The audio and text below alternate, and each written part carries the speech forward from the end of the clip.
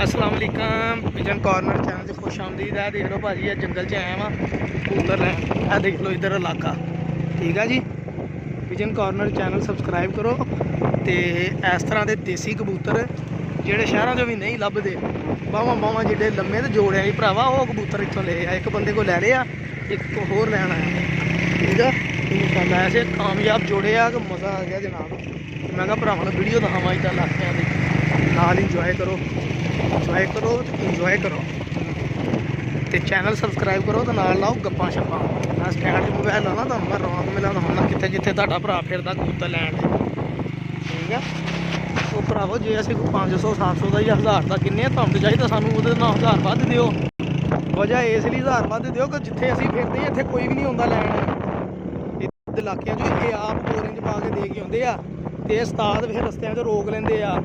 वो है कबूतर बेचन चलना आहो जी बेचन चलना वो लिया कबूतर ये फिर लै लेंदे होंगे। तो हूँ तुहाडा भरा तुहाडी दहलीज ते लैके आ रहा छत्तां तो कबूतर देख लो ठीक है जी। पहलो फिर लावा चला कपाह लगी है देख लो कपाह जी नहीं देखी कपास है जी रजाइयां भरने वाला लून कपास है देखो फसलों दूर तक तुहानूं नामो निशान नहीं इंशाअल्लाह नज़र आएगा बंदियां का ठीक है जी। है जी दूर दूर तक नामो निशान नहीं नज़र आएगा। ये कमाद गन्ने चुपन वाले गडेरियां चुपी दियां इन्हां दियां है पिंड नीवियां नीवियां कंधां ना चोरी का डर ना होर इन्हां नूं कहंदे पिंड थां कोई टेंशन नहीं।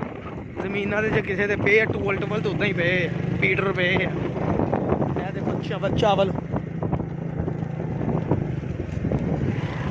लो जी आ गए इंशाअल्लाह फिर गप होएगी ठीक है जी।